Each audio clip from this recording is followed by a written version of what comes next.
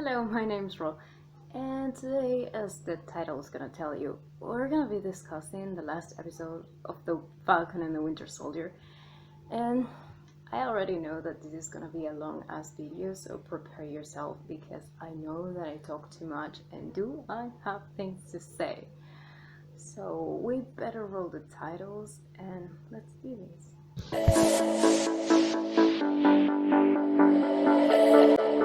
Okay, so last Friday came out the last episode of The Falcon and the Winter Soldier.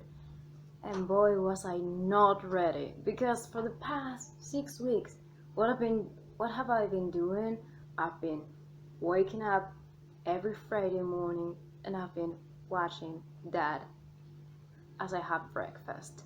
And now I have nothing until Loki comes out in June. I have absolutely nothing. And the funniest part of all is that my birthday comes in May, so they have abandoned me for my birthday. Marvel, why? You used to put out movies on the month of my birthday, and now I have nothing. But that's a story for another time.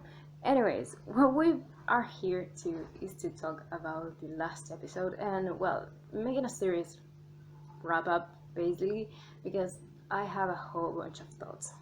But the first thing I want to do is to call myself on bullshit.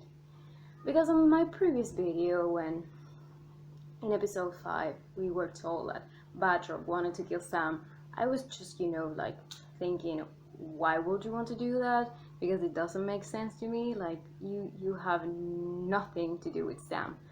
And let me tell you one thing. I rewatched a scene from the first episode, and then I fell into account that I am an idiot. Of course. Because on the first episode, I remember watching it and going like, oh, that's Batroc. So cool, he's coming back. And then I completely forgot about him. So when he came on episode 5 to say that he wanted to kill the Falcon, I was like, where the fuck is this coming from?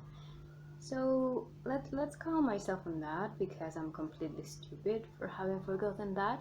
But he was so useless that I don't think I'm the only one who forgot about that. I don't think so. So, anyways, that's the bullshit I want to call myself on, because completely stupid. Anyways, so we start the episode and we were left with the Flag Smashers wanting to attack the council, so they can stop the vote that's basically gonna displace a whole bunch of people on the camps, and do things that shouldn't be done actually, because the government doesn't have all the right solutions. So that's pretty much understandable. So I haven't been talking about the Flag Smashers a whole bunch during these videos because they have I wanted to have the whole picture, honestly, to be able to talk about them. And I don't like them in the least. And the reason I don't like them is not because I cannot understand their cause, because I think that they have actually a good cause, but because I cannot relate to Carly. I don't like her character. I don't like how she sees the world. I don't like how she approaches the world. I don't like how she thinks that she's the only person that is right. And I hate that, because she's the kind of person that exists nowadays, that believes that the whole world should be ruled by the way of her thinking. And she doesn't ever stop to think that maybe other people have other perspectives that should be taken into account. I don't like that. I don't like her character in the least. And she's mostly the reason, like, I wanted to avoid this, and she bores the hell out of me. I mean, like, I'm not talking about the actress, because she made an amazing... She was awesome, honestly. It's just the character. It's just lazy... I cannot even say it's lazy writing, because it's not really lazy writing. She's thought out at some extent, but she's the kind of extremist, that doesn't see the world as anything but what she thinks. And I don't like the kind of people that cannot do that. because you always have to be willing to open your eyes to how other people see the world. Because if not, you're not really having the answers, you're just creating more problems for everybody involved. So that's the thing totally I cannot get behind her character. Well, and because of the reason that I am not completely on board with her character, and not because of her cause. Like I'm saying, she's got a good cause. She's just shitty at taking on it. Like, no, girl, this is not the way we do things in here. Which is something that Sam even tells her, like, I'm trying something new, maybe you should try as well. So her character playing as Spock, I don't like her. And then in the 6th episode, she said something that just made me so angry at her. It was the moment in which John Walker goes up to her and she's like, "You killed Lamar," and he tells her like she killed Lamar, and she's like, "I did not intend to kill your friend. His life doesn't matter, not to my cause." And that made me so angry. Because John replies to her like, "So Lamar's life doesn't matter to you," and she goes like, "Yeah, not it doesn't matter to my cause." And I think that that's such an awful thing to do, because I know the anger she's going through. Like I can understand that she has been playing with the lives of the people around her, especially people in displacement camps and all this, and it is pretty heavy. But if you want to really go with this philosophy of one world, one people, you cannot just think that one world, one people goes for the people in the displacement camps. It should be also the people who are in their houses, because what you want to do is to unite the world, not just find a place for the people that are misplaced, but for everyone to live together. So when you're saying that Lamar's life didn't matter, you're basically saying that the lives of the other people that are not going through the same problems you are don't matter. It's basically the same thing. And I cannot get behind that, because one world, one people is actually something good. But you're just taking into account the people who are going through the same things you are. And that's not a way of unifying anything. You're just creating more breaches in between people. You are doing the same thing that a whole bunch of people have been doing for centuries, which is creating two opposing sides so they can fight. That's not the way of fixing anything. And that's why I cannot get behind anything Carly does. Because even though I agree with her defending the people that need the help, you cannot go around thinking that just the people that need the help are the only ones that matter. That's not how the world works. That's not how it should work. And I know that she's coming from a place in which they have been the ones who don't matter to other people.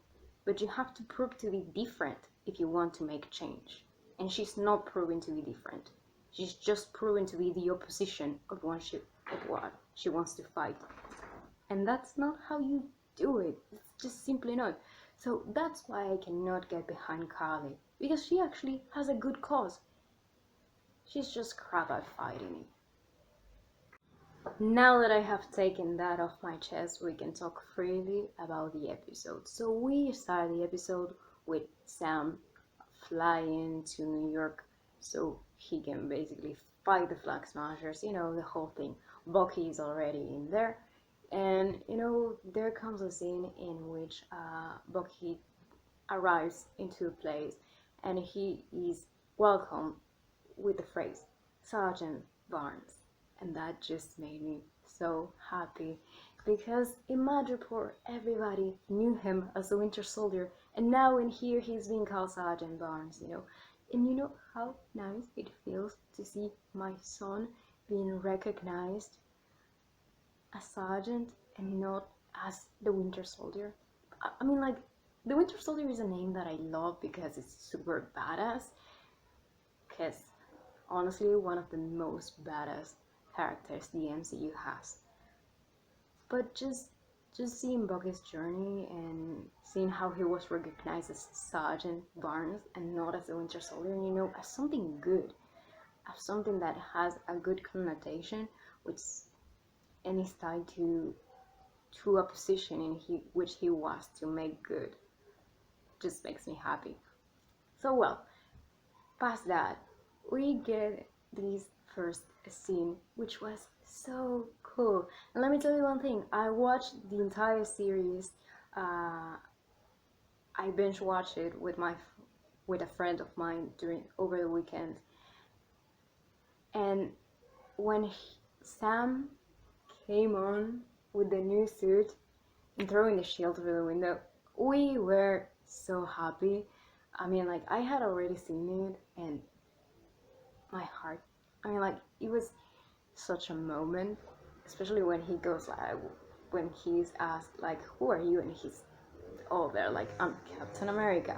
Like, yes, boy, because I said it in the first episode review, that I thought that Sam's journey would be that to basically regain trust in himself, and just his general story would be that of considering himself worthy to be Captain America. And that's exactly what happened. And they deliver that so perfectly that I cannot even explain to you how happy it makes me. Like, it fills me up with emotion. So I don't know, these scenes, crazy good. So in this scene, we're basically securing the building, so every politician in here who's about to vote doesn't get murdered or anything, And well, there's a bunch of flag smashers in this place, and they basically want to get people out, but Sam, Bucky, and Sharon think that everyone wants to keep people in. I mean, like, everyone thinks that people wants to be in there, like the flag smashers want the politicians in there, but their plan all along was to take them out, and they realized this kind of too late. But well, by the time that they realize of this, Batroc comes into play. He basically starts fighting Sam and all of these. Useless, as I said, his character was completely useless.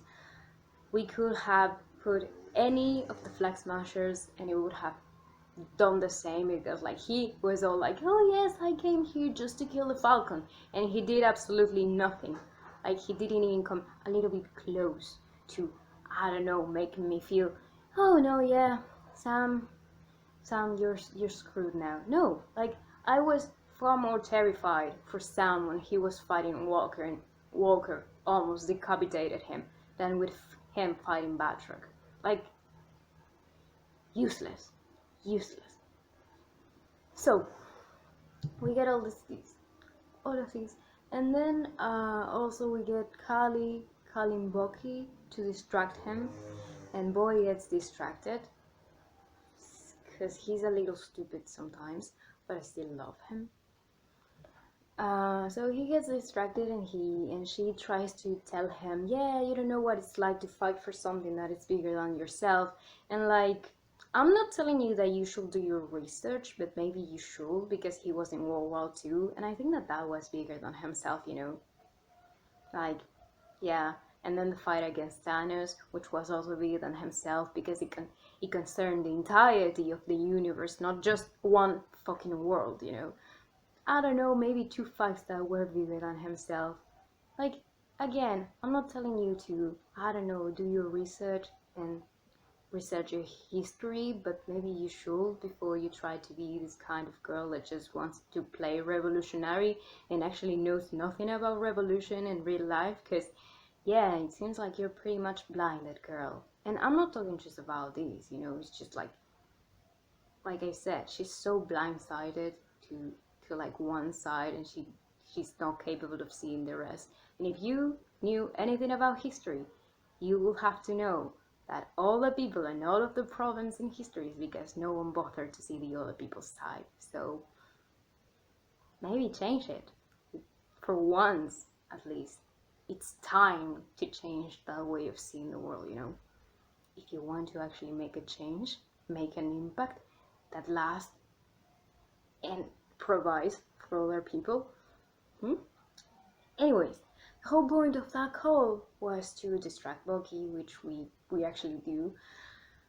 And basically all of the politicians get in a few trucks, and then a few others get on a helicopter. I don't know why they did that, because,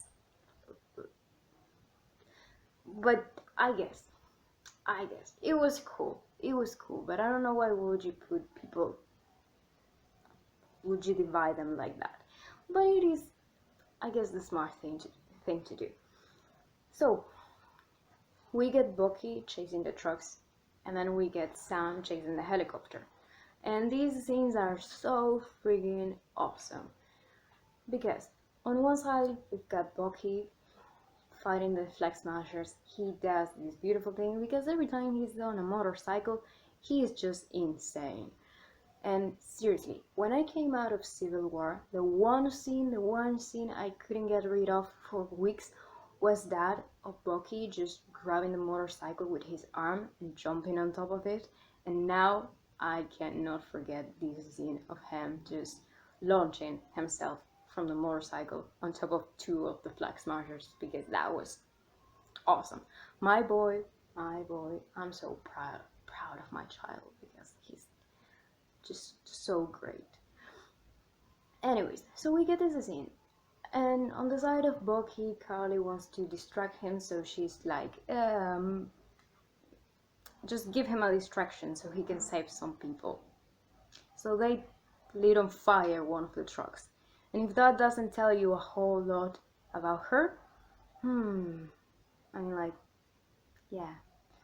But well, Bucky goes around and saves the people on the truck, and it takes a little to save them, but he does.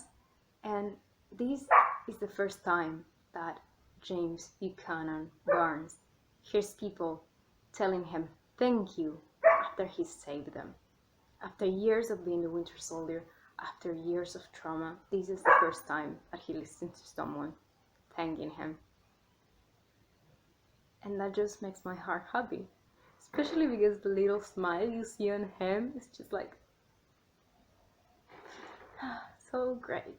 In this moment came Son John into the fight, so he wants to fight Carly, and we go back to that talk I was talking before, of yeah, you killed Lemar, oh, Lemar's life doesn't matter, all of that. So John starts fighting Carly and the Flag Smashers, and shit happens. Bucky's fighting them as well. That happens. Then we get to Sam, who's chasing the helicopter, and boy, there's a whole bunch of, I don't know, tubes made of concrete, I don't know the technical name of them, that just fall on top of him, and this is the reason why you should be having a helmet. I mean, like, the suit is awesome. I love that suit, but the only thing that is missing is a helmet, because on difference to Steve Rogers, my boy is pretty much human, and the one thing that you should be always securing is your head. Like, this in here is fragile. You may have a cranium, you may have a skull, but this thing is quite fragile. I mean, like, a single hit on the head makes your head go whoosh, basically. So maybe we should we should be protecting that. But I don't know, I don't think that we will see Sam with a helmet, but I hope he doesn't get hurt, because that could happen without a problem. So, well, he basically oh, I cannot even tell you. I mean, like, if you watched it, you know everything that I have to say, because that was such a great scene. Besides the fact that Sam almost gets killed in there, but I don't know, him fighting with the guy on the helicopter, and then just when he falls on the bridge and he uses the shield and then the wings around him, and he creates like a bigger dome of a shield. That was so fucking cool. Like, that's my Captain America. That right there is my Captain. I was thrilled I was such a thing to see. Anyway, so then we go into this scene in which John is fighting Carly. Knocks him out and all this. So the idea of Carly is just basically grab one of these drugs and use them, as I wouldn't say bait, but kind of one sort of leverage, to make people listen to her. So what she has in store is just killing these people, because killing these people is gonna make them listen. I'm sure that when they are dead, they're gonna listen so much to you. Like, yeah, they are listening. From the grave, they're gonna be listening. Like, that makes so much sense, Carly. But I think that at this point, she was just desperate, so she wasn't thinking anymore. She was just acting out of desperation. Which shows. It shows.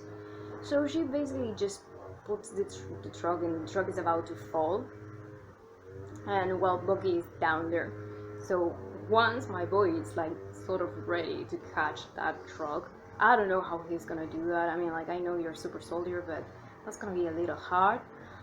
But and then in this moment we get John having this scene in which he sees Carly, and then he sees the people who are in trouble, and he has to pick in between going after his vengeance or helping the people.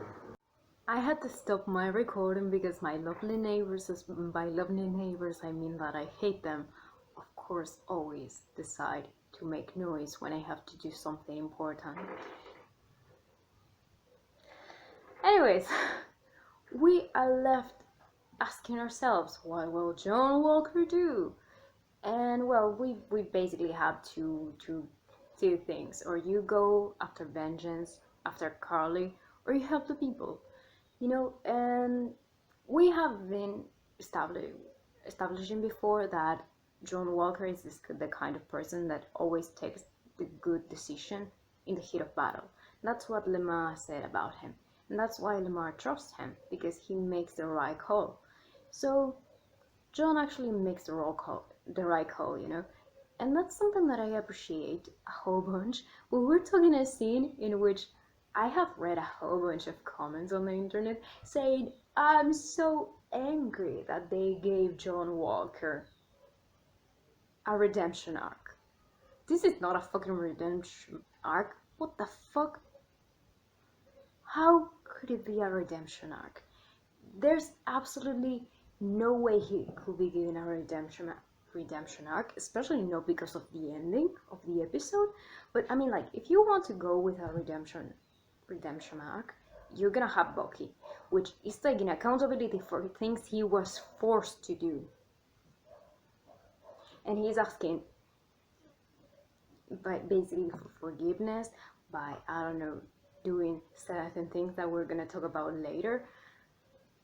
You cannot tell me John Walker never apologized for killing Nico, and he still killed a person, and the government took everything from him.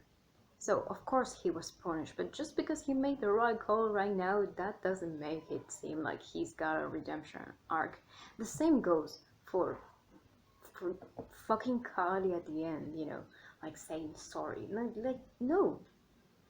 Why do you say sorry after you made all of the damage? You were conscious about this.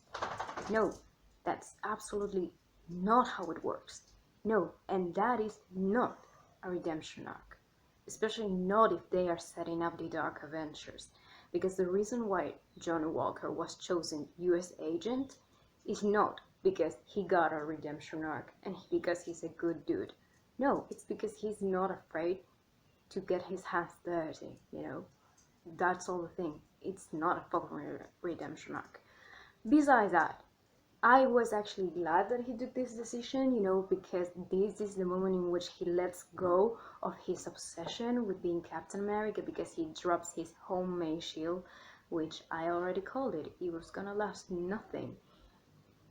And it lasted nothing. But, I like that he's the one who threw the shield, he chose that. He chose to get rid, to let go of this just to help people. And that is actually something good, because He's not an inherently good person, but he's a person who wants to perceive as good. And in previous episodes, we were given this insight on him that Captain America was the chance he got to do something good, to do something right. And now he let go of Captain America, and yet he still did something right, which is something that I appreciate. But like I said, it is not a redemption arc, because nothing can erase that he killed an innocent man and that he was punished by the government because of it. And yeah, the things he's gonna probably do in the future, because we're setting him up to be a US agent. He's clearly not, no, not a good guy. Not a good guy. Just a guy who wants to do the right thing. And those are two separate things. Anyways, the Flag Smashers basically stop him from doing that. And then comes my Captain America to save the day. And let me tell you that this scene of Sam just lifting up the truck with the help of Red Wing and the little Red Wings is such a thing to see, because this is a guy who doesn't have the super soldier serum. He's just a guy, he just put the work in, and he's doing these awesome things that you're just like, he's just a common guy, he's just like you and me, and he doesn't have superpowers. He's just a man who wants to do the right thing and who wants to help. And I think that's what makes Sam Wilson a good Captain America. The fact that he's just this good guy, he's good here on the core, and that's what makes him be the perfect decision to continue with Steve's legacy. That makes me happy. Like I cannot even tell you, Besides, another comparison that I made is that Peter Parker and Sam Wilson were given the legacies. And I'm not saying that Peter Parker was given the mantle of Iron Man, so yeah, don't misunderstand me. I'm not saying that. I'm saying that they were given the legacies, Peter was handed Edith and Sam was handed the shield, so they could continue with the legacies of Tony and Steve. And I like to parallel their journeys, because it was about finding themselves, finding the courage, the faith, and the strength in themselves to be what they were being asked to be. And that's a thing that I love, because I feel like with guys like them, we've got the MCU in good hands. Because, like I said, they found themselves through that journey, and I love to see that.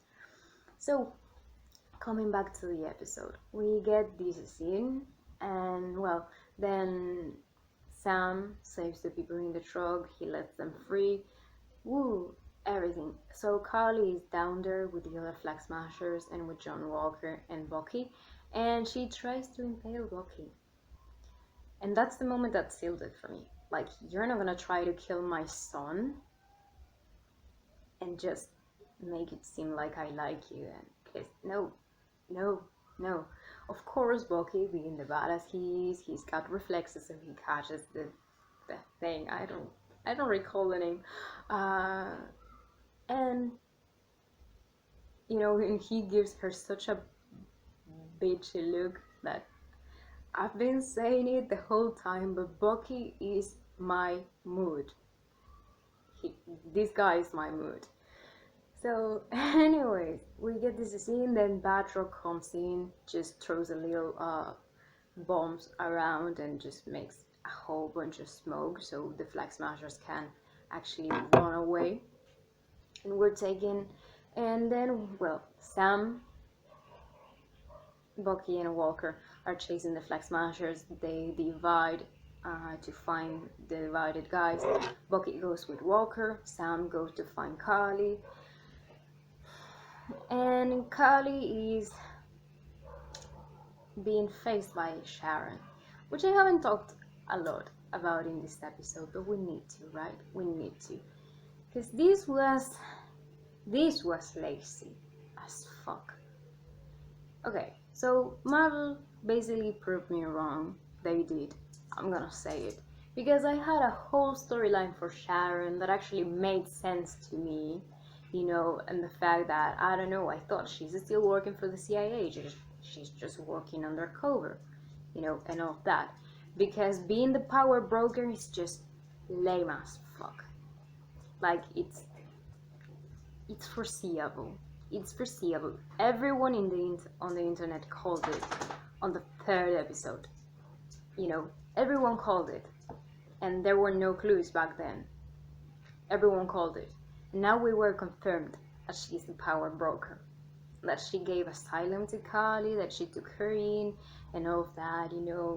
So this scene was lame as fuck, because that was so predictable, and like not fulfilling in the least. Like, I'm not saying that Sharon is a bad character, I'm just saying that I never cared for her. Like, not in the Winter Soldier, not in Civil War, and definitely not in the Falcon and the Winter Soldier, because not interested enough. No, I just don't care about her character and her development throughout the stories. Like, I like that she stood up for her beliefs back in the Winter Soldier, and she had some badass moments, and then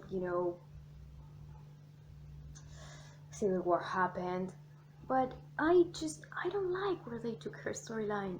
Because I'm telling you, being the power broker is not just predictable, but it's lame as fuck. It's just lame as fuck. It would have been so much interesting and this is how I see it. Like, if you like the storyline, that's okay for me. Like, I have no problems if you enjoy it. But I don't like it. I'm not content with that, because he could have done something better. I mean, like, she could have been working undercover for the CIA, or just working undercover for herself, just, I don't know, fighting Hydra and all of this on her own. I don't know, it would have been so good. But it just doesn't make sense to me that they pardon Bucky. I mean, like, they pardon Bucky, they pardon Clint, they pardon Natasha for betraying the same accords that she signed. They pardoned Scott Land. Well, he had, both Clint and Scott had to do domiciliary arrest, but they still were pardoned. They pardoned Wanda. They pardoned basically everyone who were far more powerful and dangerous, and whatever you will say, and did so much more than Sharon. And you're telling me that they wouldn't pardon her, like that they will forget about her. And I know that the end credit scene, then they just go like, oh yeah, the Carter name has always been one of trust and loyalty, blah blah blah blah blah. But you cannot tell me that they actually forgot about her, because it doesn't make sense. It doesn't make sense. If she went into hiding and that's the reason why they forgot about her, I don't know, but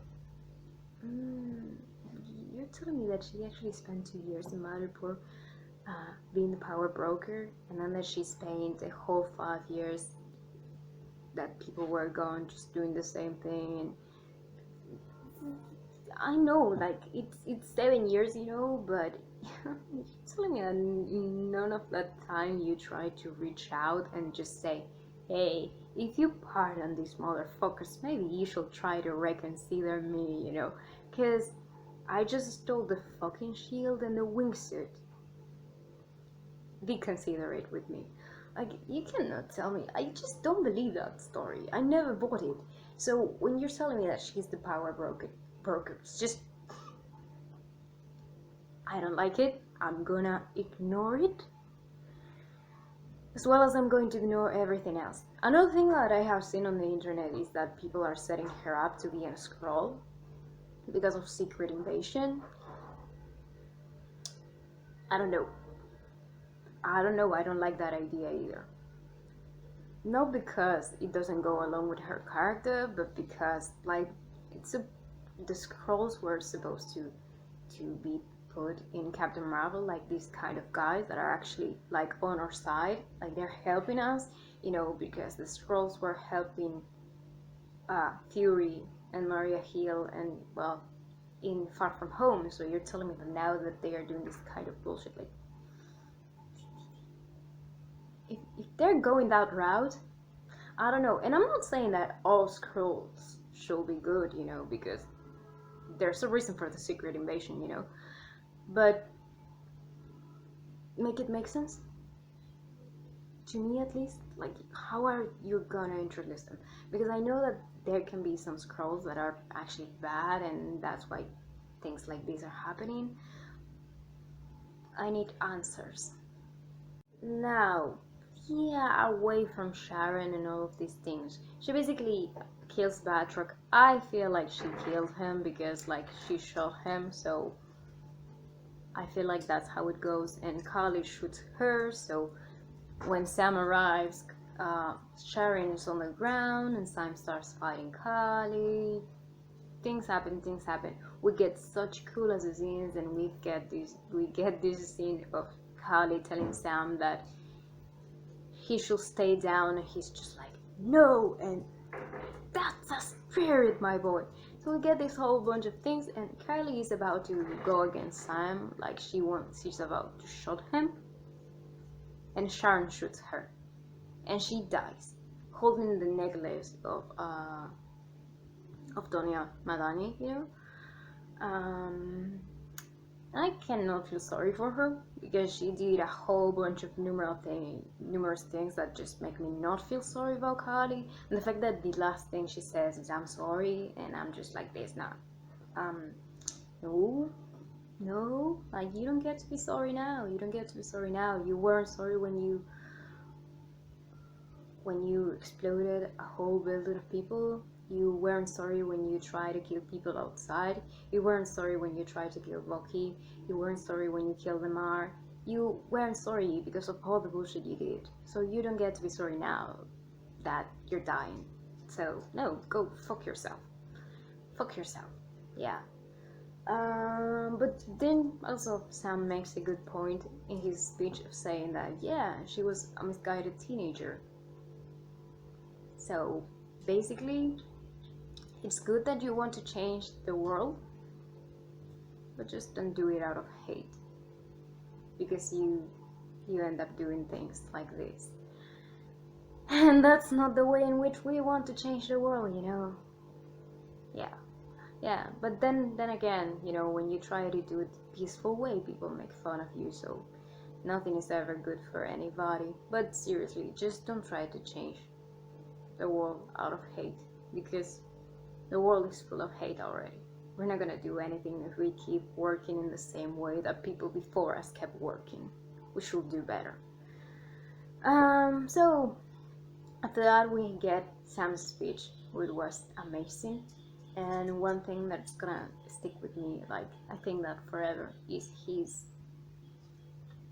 part saying that the only power that I have is that I believe we can do better. And that is such a powerful thing, because seriously, governments have the power to do so many things and to help so many people. And even the people around us. I mean, like, we believe we're powerless. We are literally the people who vote for the politicians that represent us. We all have the power to make a change. And we have to do our best to actually do better, to help our neighbor, to help the people around us. We have to do better so we can be better as a whole. Because I've been saying this for years, but every single action that I make, for as little as it may seem, is gonna have an impact on someone else's life. And we have to do better so our impact is actually a good impact, so we can actually do good. So anyways, Sam's speech was great, awesome, and he made a speech in the whole Captain America fashion, and I love it. And then I also love that Bucky was there just listening and just being like, yeah, I don't know, inspired by it. It was actually great.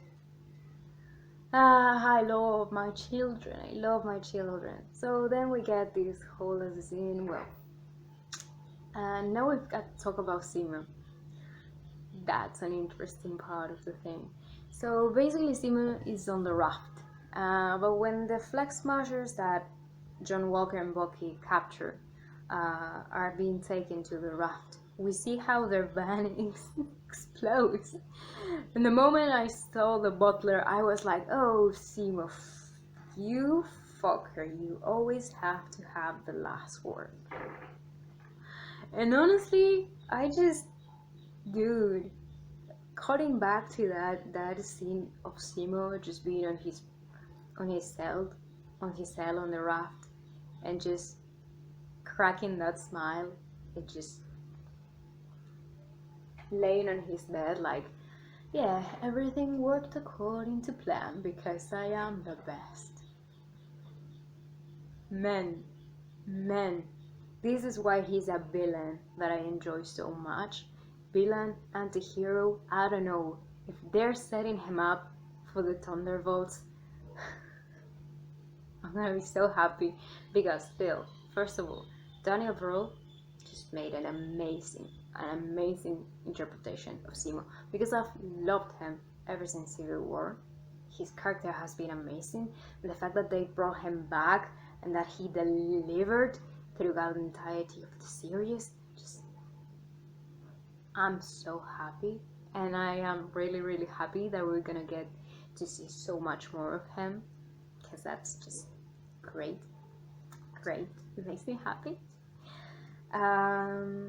So I am not surprised. After that scene, we cut directly to Valentina, aka Madame Hydra, which I don't like in the least, but well, what can you do?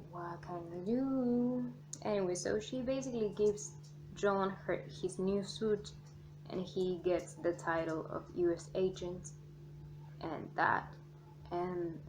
well, then we cut to the best scene in the entirety of the episode, which is Sam and his family having a cookout for basically everyone. Bucky's invited, and Bucky is super happy.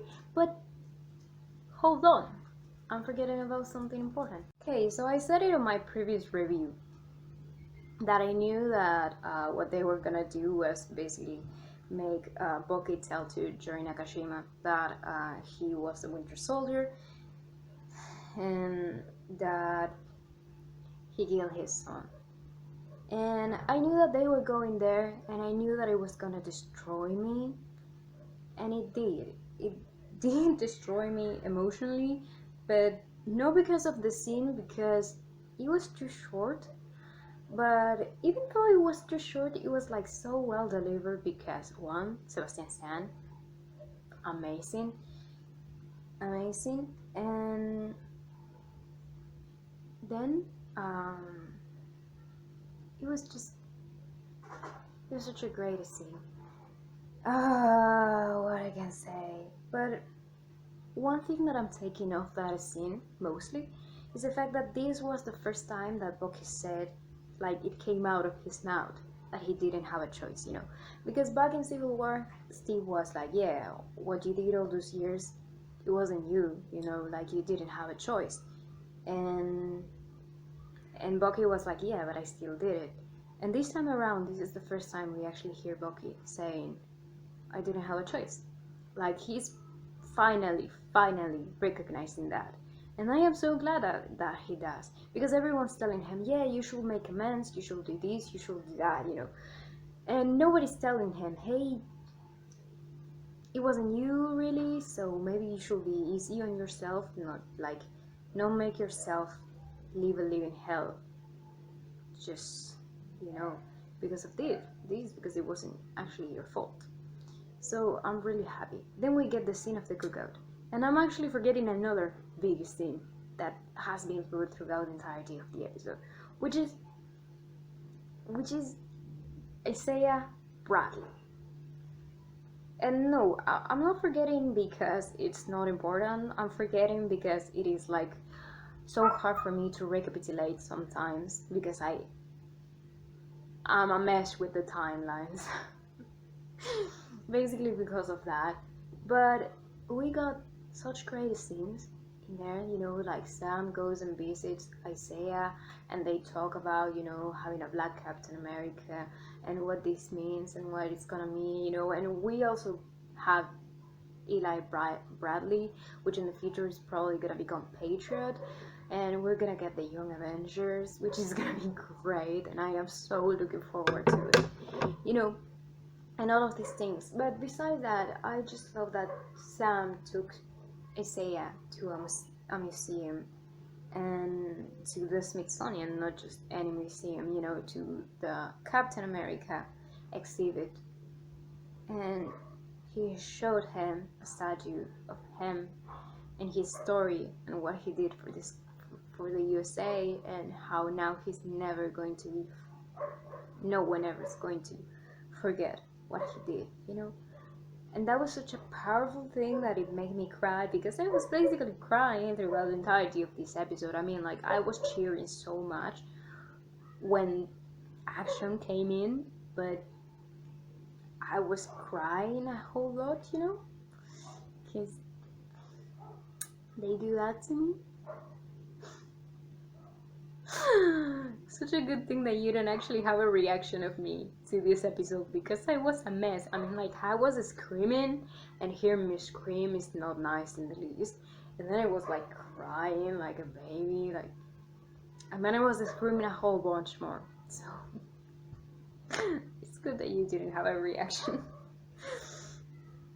Anyways, so, well, after all of that, yeah, we actually closed with the cookout scene. So we get the boys being happy, you know, and enjoying.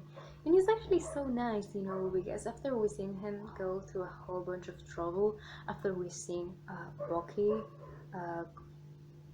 this warms my heart, especially because of Bucky. Like, if you know me, if you have watched my previous videos, and if you haven't, like, he is my child, he's my favorite character.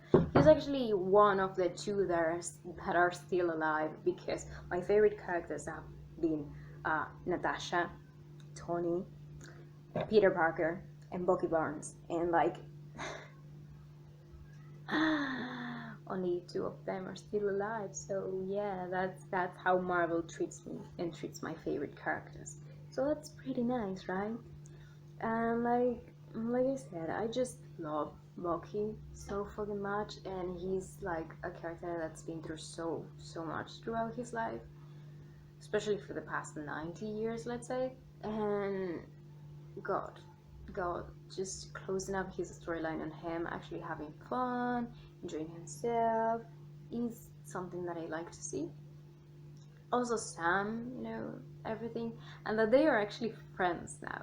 That I think that's probably the part of the episode, that Bucky and Sam are actually friends now, which is just I love it, because we started out with Bucky not answering Sam's text, and now we actually get to see the boys, I don't know, being friends and just sharing together, which is gonna be so good, because with them being friends, we're gonna get so much development, especially now that Captain America 4 is coming, which is gonna be crazy. It's gonna be crazy, and I'm so waiting for that, because the movie is in production. And but I don't know, dude. God, this was a good series. And I mean, like, if you didn't enjoy a whole bunch, and if you've got things to complain about, like, I understand you. I do have things to complain about. I did complain, but I watched the series for two characters. And those two characters had a very nice character-based storyline, and they grew up so much, and they went through things and made them change and move forward, which is exactly what I was expecting for them to, you know, because I was watching for the two main characters, and the two main characters delivered a whole bunch, and I actually enjoy that a whole lot. So I cannot tell you that I'm angry about anything, because I'm not. I'm actually happy for the series. I don't know what rating I will put it, because I don't like rating things, but I enjoyed it a lot, and I will watch it again. And I watched it again over the weekend, and I still found it super enjoyable, and I loved every bit of it. And I left and I cried and I got emotional and all of the things. So overall, it's a good series. I love how they made it. I wish that we had more chapters, more episodes actually.